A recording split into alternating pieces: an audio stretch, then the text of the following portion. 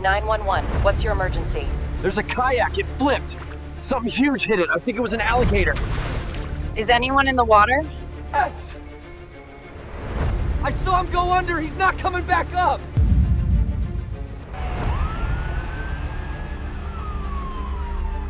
Ben Carter was a seasoned paddler.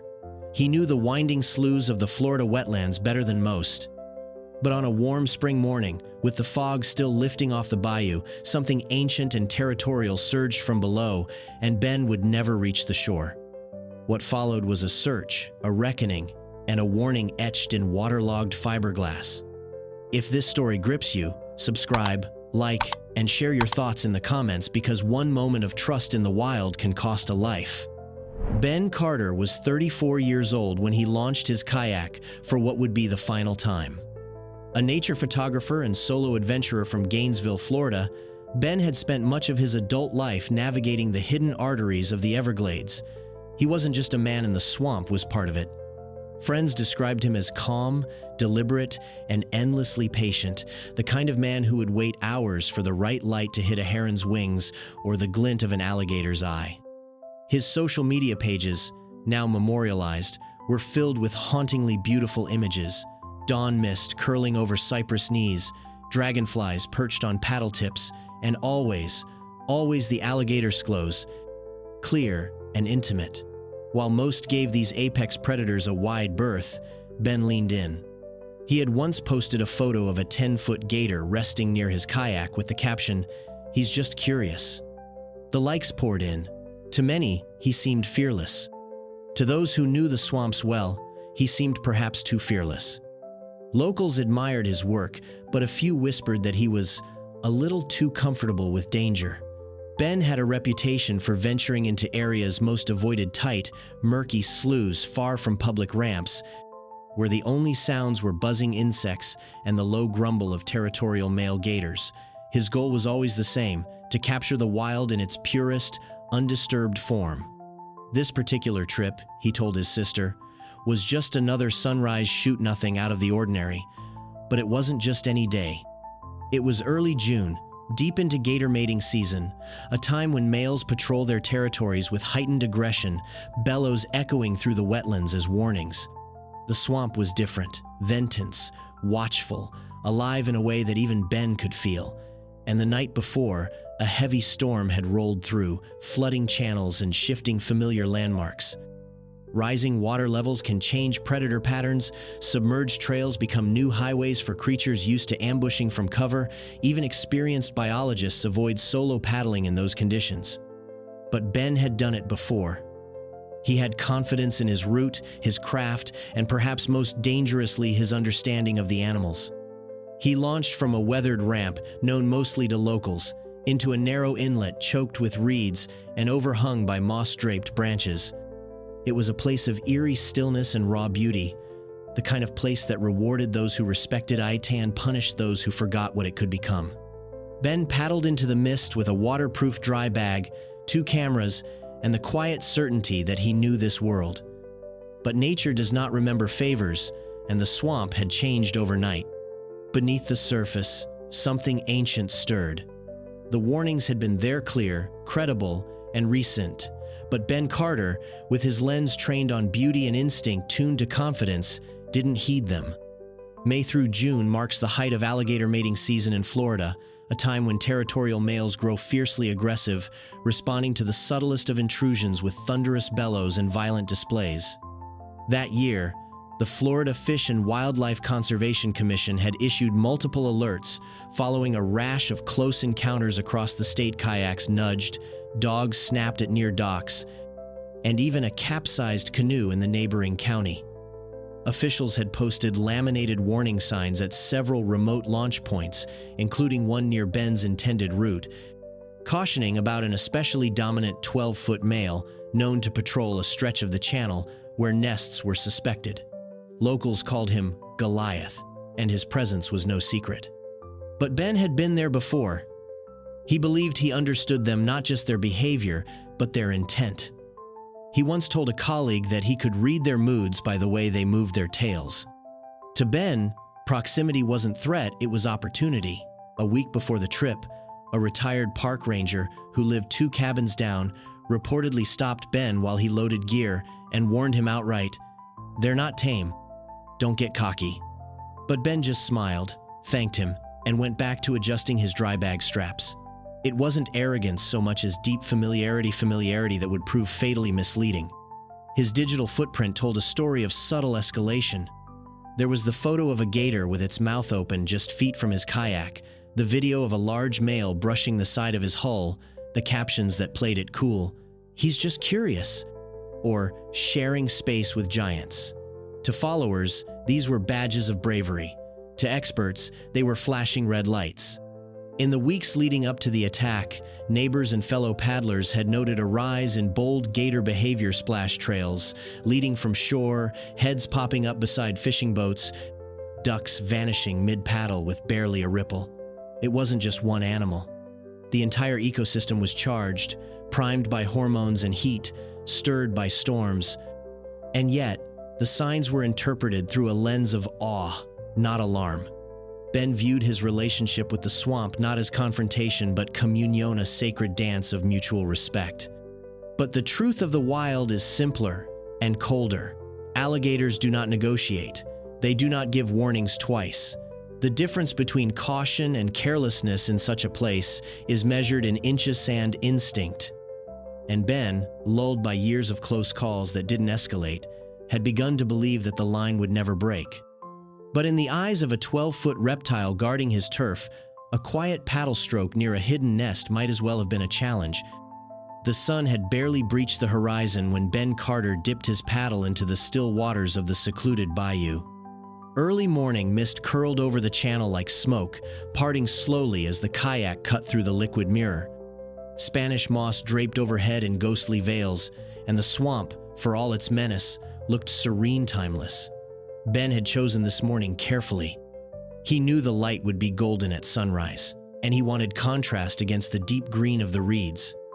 The ramp he used was unmarked, known only to locals, overgrown with palmetto, and silent except for the occasional call of a limpkin or the distant boom of a gator bellowing deep within the marsh. He paddled with practiced ease, balancing a tripod across his lap and a GoPro mounted on his chest. The footage later recovered shows steady progress through the channel, birds skimming low, water droplets glinting. But faint beneath the natural symphony, just barely caught on the audio-weird guttural bellows, the kind male gators used to mark territory. It was a language Ben understood and perhaps underestimated. This trip marked a subtle shift in his approach. For the first time in years, he had brought a new kayak, lightweight, streamlined, easier to maneuver but notoriously wobbly in rough water. It was designed for speed, not stability, and he hadn't used it yet in the swamp's more treacherous cuts. Around 6:35 a.m., he turned into a narrower corridor, passing through thick reeds. Marsh grass lay flat along the banks, as if something massive had pushed through recently. The water was oddly disturbed, small ripples, a churning patch just ahead. Locals would later confirm that this stretch bordered a known gator nesting site. Whether Ben knew it or simply missed the signs remains uncertain. At 6:42 a.m., he took a photo from the bow, sunlight catching on the moss, a thin mist hovering like smoke, the bayou radiant and still. He sent it to his sister with 5 words, "Perfect light today, love you." That was his last transmission. Just minutes later, another kayaker, about 100 yards downstream, reported hearing a violent, echoing splash, followed by a sudden, unnatural silence. No cry, no thrashing. Just one concussive burst of water and then nothing. Experts believe the gator had been watching from beneath the surface, motionless in ambush. With one upward lunge, it likely struck the underside of Ben's unstable kayak, flipping it in a single motion. The moment was not drawn out. There was no struggle audible from a distance, just the violent assertion of territory by a reptile older than memory, and the silence that followed as the swamp swallowed its newest trespasser. The strike came without warning. From beneath the mirrored surface of the bayou, the alligator launched upward with explosive force, its muscular tail coiling and driving the massive body like a missile. It struck the underside of Ben Carter's lightweight kayak near the stern, and the vessel flipped instantly. One moment he was paddling in silence, the next he was upside down in dark, tannin-stained water. Alligators are ambush predators, and when they engage, it is not to intimidate, it is to eliminate. This was not a chase. It was a calculated ambush, and Ben never had a chance. As he surfaced, likely disoriented and encumbered by gear, the gator would have seized a limb or torso in its immense jaws and initiated the infamous death roll, a spinning submersion technique designed to drown, disorient, and disable. The physical evidence later recovered paints a chilling picture. The kayak, found wedged in reeds a quarter-mile from the impact site, bore deep puncture wounds and ragged claw gashes along its hull. Ben's dry bag, torn open, was waterlogged and shredded, its contents scattered across a wide area. A witness in the area, a birder with a long-lens camera, later told authorities he saw a massive dark shape crest the water and pull what looked like a limb beneath the surface. He froze, unsure of what he'd seen, and by the time he reached for his phone, the water was still again. Search and rescue teams arrived within the hour. Using sonar and pole cameras, they combed the submerged areas along the channel's edge. The current had shifted overnight, and visibility was near zero. It took 36 agonizing hours before divers recovered Ben's body, partially submerged beneath a collapsed tangle of submerged brush. His injuries were consistent with an alligator attack: deep bruising, puncture trauma, and fluid in the lungs indicative of drowning. Authorities confirmed he had not died instantly. And that detail more than anything sent a wave of anguish through the community. To those unfamiliar with gator behavior, the violence seemed senseless, even malevolent. But experts were quick to clarify this was not an act of rage, it was a territorial defense, or possibly a case of mistaken identity. Gators do not hunt humans, but they will react with lethal precision to anything they perceive as a threat, especially during mating season, near nests, in confined spaces. And Ben, however unintentionally, had crossed every line. Still, the clinical explanations offered little comfort. The sheer force of the attack, the silence that followed, and the brutal efficiency with which it was executed left a scar on all who investigated. What the alligator did was not personal, but to those left behind, the loss was unbearably human. A man, an artist, a brother, a friend erased in seconds by a predator that followed nothing but instinct. And in the murky waters of that Florida swamp, beauty and danger had finally collided. In the days following Ben Carter's death, the swamp fell into a haunted silence. Recovery teams had barely left the site when Florida Fish and Wildlife Conservation Commission officers, acting on behavioral patterns and location data, captured a massive 12-foot male alligator believed to be responsible for the fatal attack. The reptile, known to locals as Goliath, had been spotted numerous times in the area over the past year, often sunning himself near the nesting grounds and showing little fear of passing kayaks. Once captured, he was euthanized as standard policy in fatal incidents involving humans. The decision stirred controversy. To some, it was a necessary act of public safety. To others, it felt like punishing an animal for behaving exactly as nature had programmed it. Meanwhile, a spontaneous memorial sprang up at the launch site. Paddlers, photographers, and locals who had followed Ben's work brought flowers, candles, and laminated prints of his wildlife shots. A weathered paddle was laid across the dock with a handwritten note. He saw the wild as it was and loved it anyway. Vigils were held at dusk. Strangers cried together in silence, watching the mist roll back in across the bayou, but as the shock faded, debate reignited. Should solo paddlers be allowed such deep access to habitats known for apex predators? Should there be seasonal restrictions during mating and nesting periods? The park responded swiftly. Signage was updated at all remote entry points, explicitly warning of territorial gators during the spring months. Buffer zones around known nesting sites were widened. Educational pamphlets were revised. And perhaps most significantly, Ben's own GoPro footage was adopted into training programs for nature photographers and conservation workers, illustrating both the awe and the unspoken peril of working so closely with wild animals. The footage, peaceful, beautiful, and ultimately tragic now, serves as a chilling case study in how quickly the line between coexistence and catastrophe can vanish. Experts reviewing the incident emphasized a painful truth: experience can create the illusion of control. Familiarity, especially in the wild, is a fragile shield.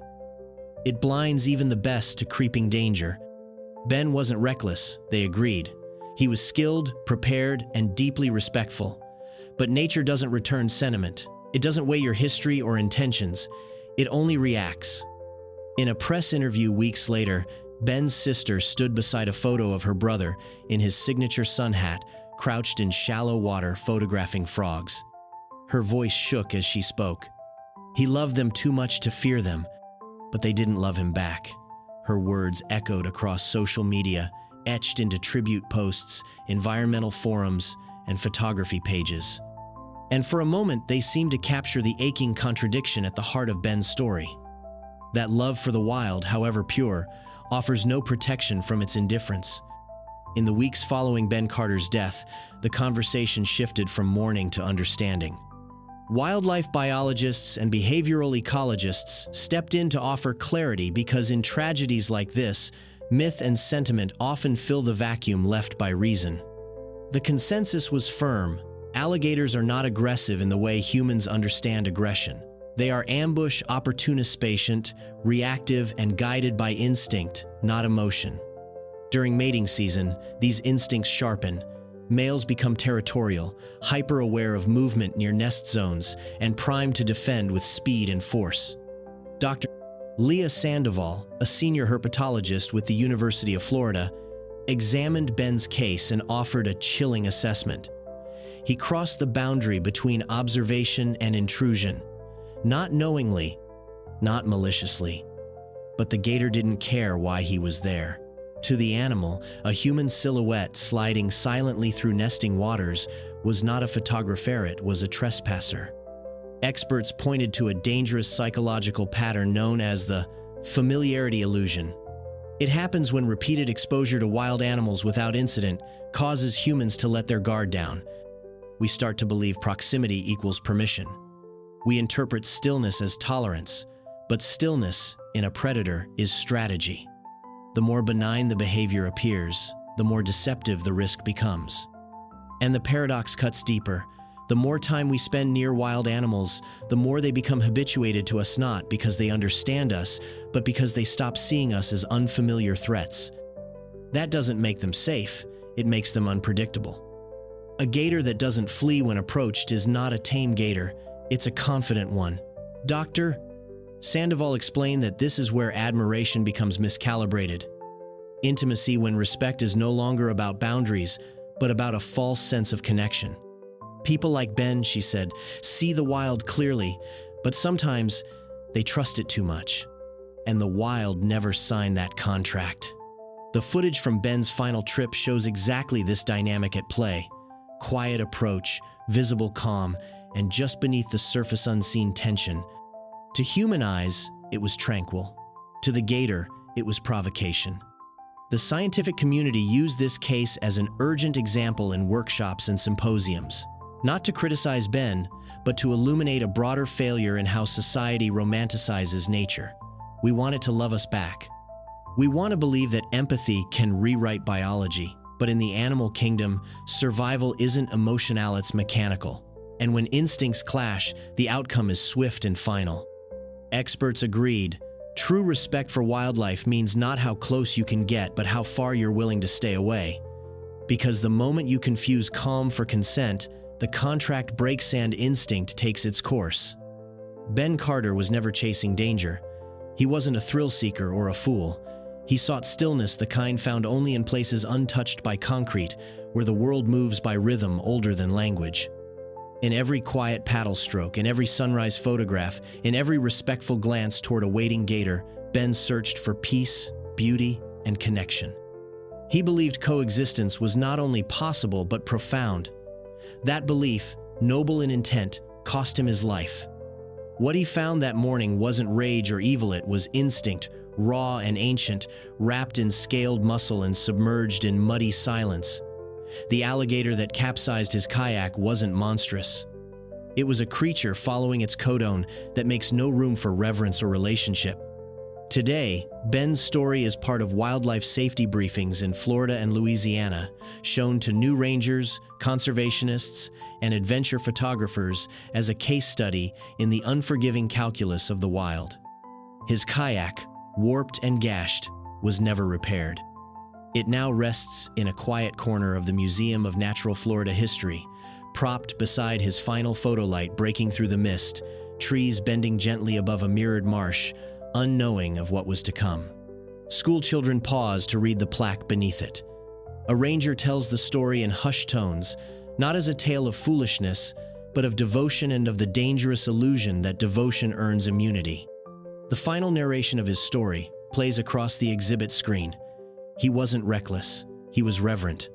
But reverence is no shield against instinct. On screen, the quote fades in. To love the wild is noble, to assume it will love you back is fatal. Visitors linger at that line. It doesn't condemn, it cautions. The boundary between awe and delusion is paper thin, and every year, someone crosses it without knowing until it's too late. For Ben, the line blurred slowly, over years of peaceful encounters and breathtaking shots, until the day the wild reminded him violently that it does not remember your kindness, it does not weigh your heart. It only reacts, and when it does so with finality. The last question, posed not just to viewers but to all who dare to believe in shared space with the untamable. Where is the line between admiration and delusion? There is no answer, only silence. As the camera drifts across the bayou, mist curling like breath, the frame settles on the still water, no voice, no music. Just a lone paddle floating slowly downstream, carried by a current that neither knows nor cares who held it.